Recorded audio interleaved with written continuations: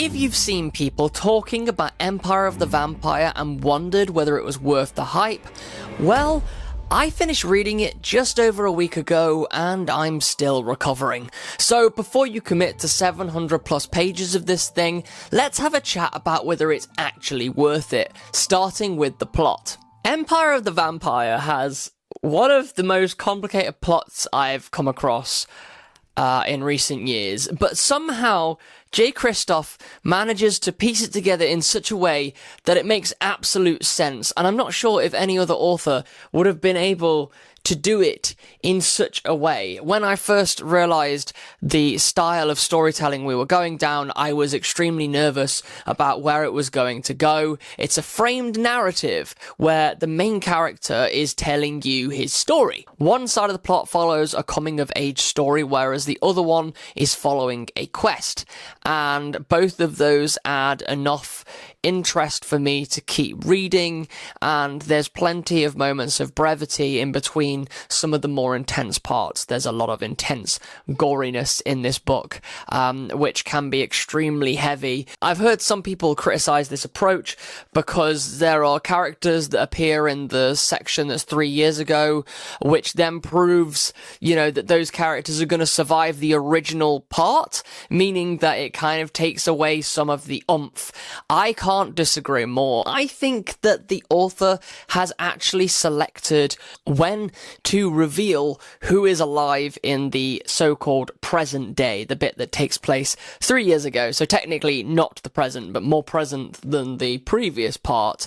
And when you are reading those moments and you find out that someone from the past is in fact alive, of course some of them are not, but when you find out that they are in fact alive, it kind of adds the tension because you've already spent time getting to know that character and there is no saying what is going to happen in that section from 3 years ago. If anything, I think it layers it so that you are more invested in those characters in that time and makes everything feel a lot more tense as a result. So where this could have actually completely messed up the book and made you frustrated because you get to the end of a point and realize you weren't allowed to continue with that part of the story until you read like a couple of 100 pages more, the way that J. Kristoff does it is that when you come back to that previous time, you were already invested enough so that either side of the story is good to follow, and it's done in such a way where I think you can just comprehend it quite well. When I initially hit the midpoint of this book where the big reveal is made about a certain something that we expected being completely opposite to what we were actually thinking it was, I gotta say, it wasn't the strongest midpoint reveal I've ever seen. However, it was the type of reveal that did kind of simmer over time and just get stronger by the end of the book. So the midpoint very much started something off that I thought ended up being extremely good. It just wasn't the best midpoint plot twist I've ever seen. The twists are actually layered in such a way as where they feel kind of inevitable, like they're going to happen, like you almost knew that they were coming. There's one particular part in the book where a reveal is dropped and you've spent pretty much the whole book kind of assuming but not wanting to assume something, and then the detail happens, and it's so strange that you almost expected that to happen, but in many ways that just made it hit all the harder. There's some really gut-wrenching moments within this story, and they land extremely well, and they are such a pleasure to watch grow over time. The stakes start off quite high, but then they just slowly rise and rise and rise in ways I was not expecting, so that by the end of the book, I was kicking and screaming and hoping and caring, and it was brilliant. And I do put it down to the way that the story was laid out. And because of these three different sides, there's always a bit of intrigue going on. So if you're not wondering what happens next in the coming of age stuff, you're also wondering what happens next in the stuff from 3 years ago. And if any of that's failing you, you've always got the present day, because the whole thing is literally a conversation between Gabriel and this vampire historian. So pretty much all of the book has speech marks throughout, which can get slightly annoying, I suppose, at first, but they do slowly but surely fade over time, and you barely realize them by the end of the book. But yeah, do be aware of that going in. Of course, this plot is so good that it actually complements the other part that I gotta talk about, which is character. We're following a character called Gabriel, who is pretty much telling you from his point of view everything that is going on, and quite like every framed narrative I've ever read, you do connect quite deeply with him because you are so close to his point of view. He's an extremely layered character, and the first line of the book alone speaks volumes about who this character is. He's got a cynical nature, he's lost his faith, all hope in the world is gone, there are great myths and legends told about him, and now we get to meet the real thing. And the more you read the book, the more he makes these choices that really make him stand out from the crowd. He doesn't always do the thing that you're expecting him to do, but a lot of the time the stuff he does really makes you root for him and want him to succeed in life, even though you know that he's got this really tragic point where he's at right now, and a lot of things are hinted at in this very moment of time, and you just spend your time dreading this stuff coming to fruition and wishing that everything could be okay for this character. It is the first book in a trilogy, and I think there's no way that I can stop reading this trilogy, because I do feel like not only have I learned enough by the end of the story, I also feel like I'm ready for book 2. Book 1 sort of primes you. I'm ready for book 2. I've not read it yet,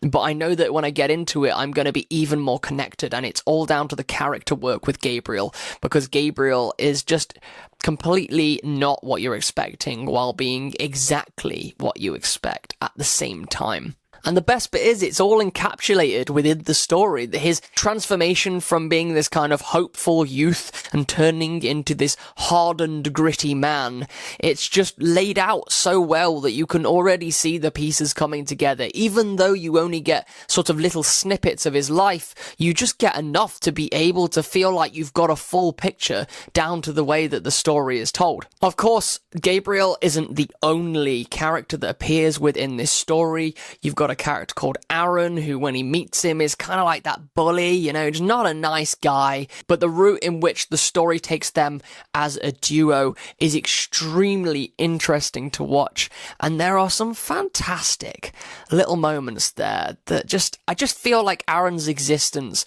adds so much to Gabriel, and I think his relationship with Aaron is something that really builds upon how you feel about Gabriel. Actually, I think J. Christoph has done a lot of work to ensure that the way you feel about Gabriel is that you are endeared towards him, and that you are sort of infatuated by him and really supporting him. He's a total badass, but he's also extremely relatable in some areas.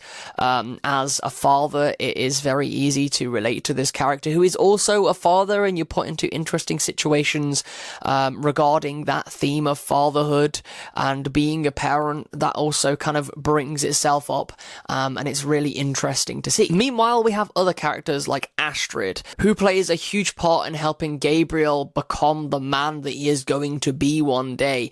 Astrid is so fascinating because she kind of goes against the grain. While he starts off as this hopeful boy, she is the cynic when she first meets him, and that kind of rubs off on him, and you can tell the impact that she's had on his life from just reading the stuff from the start. And the best bit is all these characters can be talked about in such a way because you can quite clearly see the man that he has become and the layers that have been added on, and each character just complements him in that particular way. You've got so many different complicated takes as well. The great thing about these characters is they all embody a different belief upon the theme. There's a huge theme about religion and belief in God, and Gabriel at this point, which is summed up pretty much in the first sentence, by the way, so not a spoiler, but Gabriel pretty much has given up hope and faith in God. He believes he exists, but he doesn't believe that the God actually cares about them. And then you see all these other people's different interpretations of what God is and whether they should love God or not. And I do think that was explored so thoroughly that even though the themes can at times skirt quite close to something that we recognize from our real world, I do think that J. Christopher's placed a voice within each of these different characters that voice every type of opinion that you could probably have on this. Maybe not, I don't know, maybe there's a few missing, but there's certainly enough to make it feel much more well-rounded than kind of surface level when it comes to that. I think the other thing that's really great is that relationships don't stay in the same place. Characters are continually evolving and continually changing, and every character kind of goes through some kind of story arc, and by the end of it, they have changed, and their relationship to Gabriel has changed, and how he cares about them has changed, and you as a reader will also get hooked on a few of these different characters who will inevitably change in ways that you're not happy with, and some that change in ways that you probably weren't quite expecting. Next up, let's talk about fun factor. This book is full of action, horror, philosophy. Everything is just going for it, and it just keeps the whole thing moving and engaging, and it just keeps you excited and kind of on your toes the whole time. I've had a really good time. I think the fun for me in the fun factor area of this particular book comes from actually experiencing the world through Gabriel's eyes, because he has got a very interesting take on the world that he lives in, down to the way that life has treated him. And I think a lot of the fun is not just in his sort of cynical ways, but the fact that he has got a sense of humor. There's a lot of satire that he speaks to. Kind of one of his quirks is that he uses humor to kind of mask or help him through different emotions.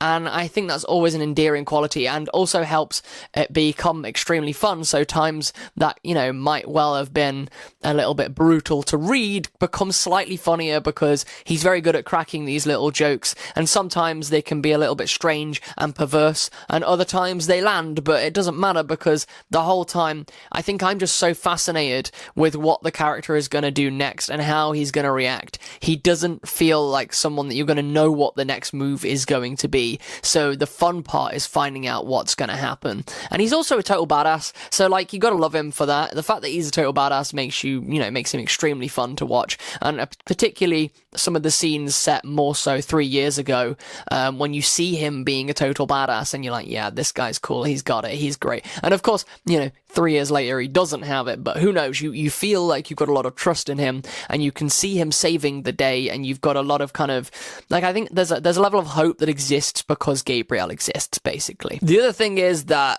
the book is extremely satisfying in the fact that it seems to reward different connections and reveals as time goes on. Those that pay enough attention will be rewarded for their attention by checking things out in a way that I think a lot of franchises really need to put more time into, kind of building up a set of books before they were able to do these kinds of things. But because of the frame narrative, and I know I keep going on about the frame narrative, okay, I get it, but it's literally my favorite part of this story, and I just think it worked so well. And I think this is an example of framed narrative done the way that frame narrative should be done. The only thing I will probably say about this is that this is not going to be a light, comfortable read. Look, this is not going to be a palate cleansing book. This is dark, it's gory, there's some stuff in there, some trigger warnings you should definitely be looking into.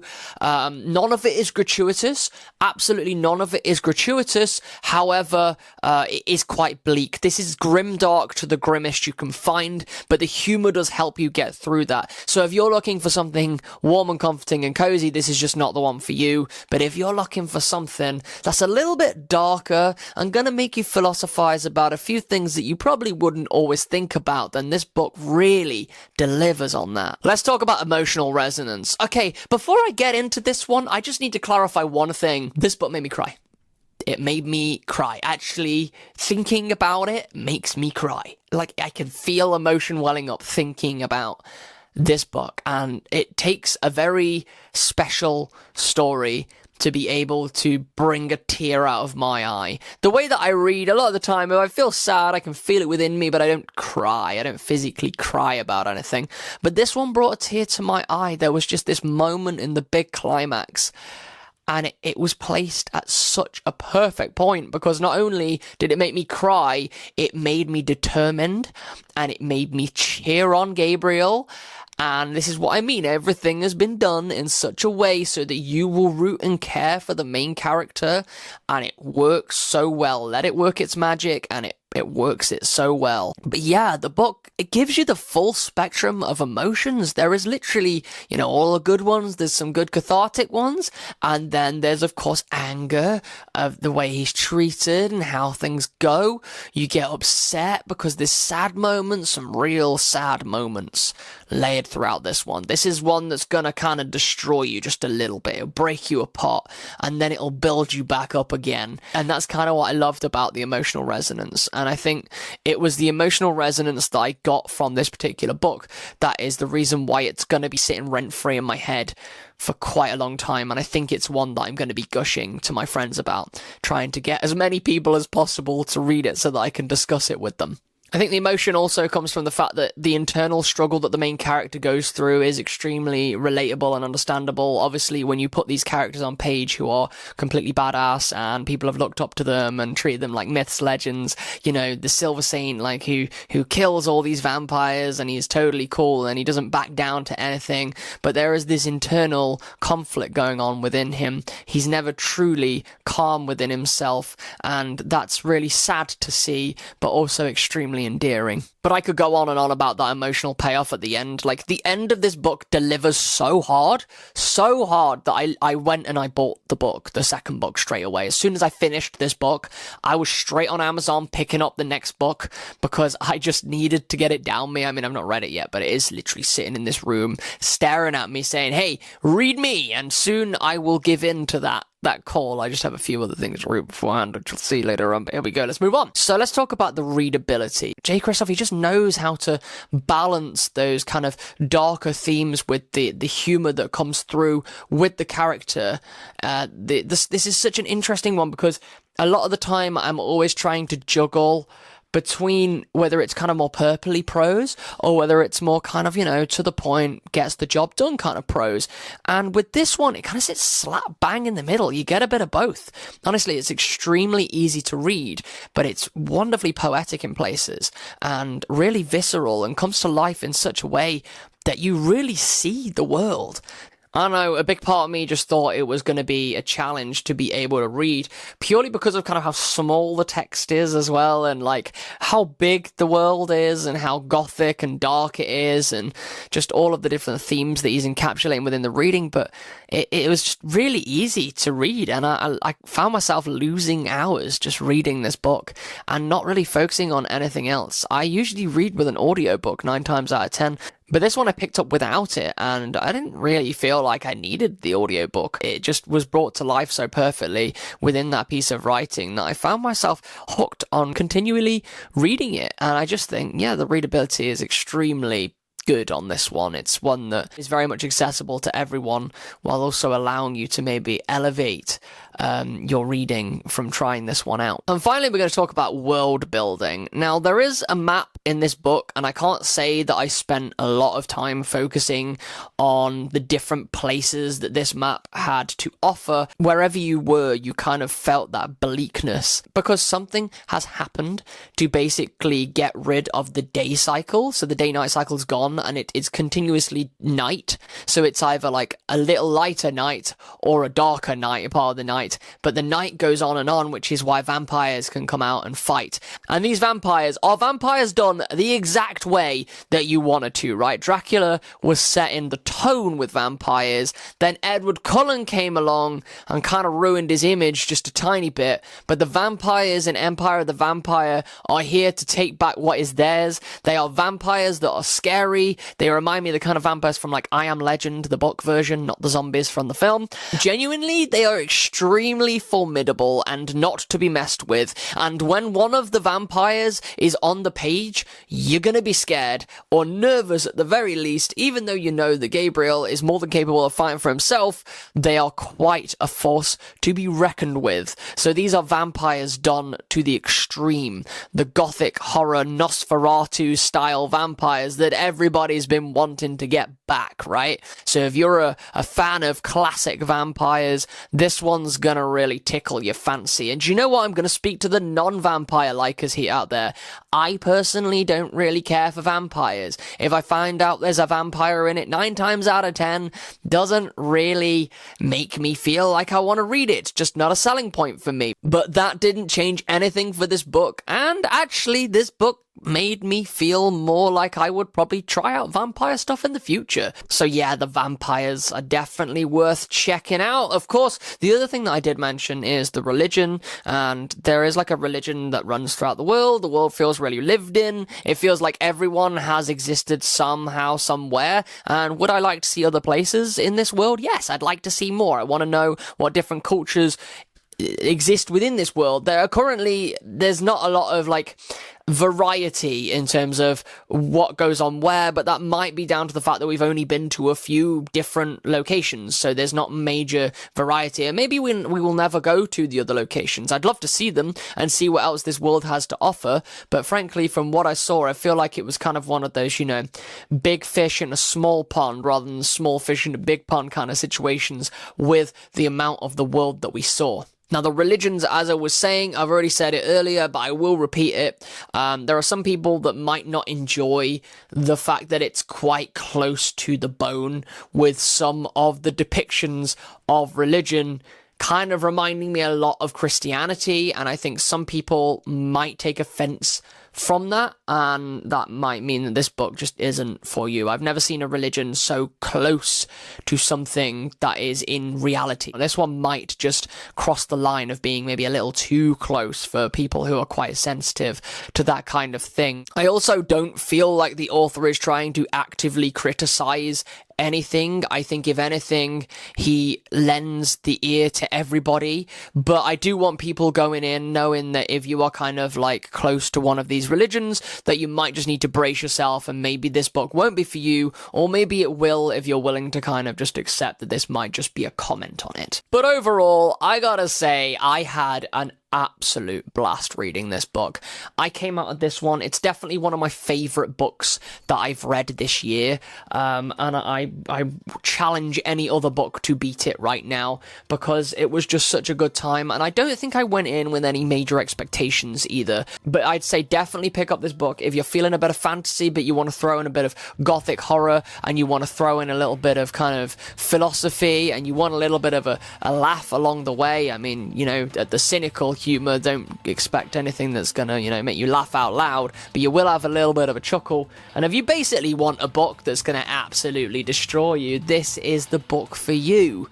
But if you want to see any more recommendations of books from me, then don't forget to check out this playlist right here, which I'm going to be filling with every single recommended video that I do, just like this one. Have you read Empire of the Vampire? If so, what were your favourite parts? Did I miss any details that people might need to know out? Please let me know if you enjoyed it. Have you read the rest of the trilogy, and do you think it's worth reading? Spoiler free, please, everybody. But thank you so much for watching this video. I'll see you all in the next one. Goodbye.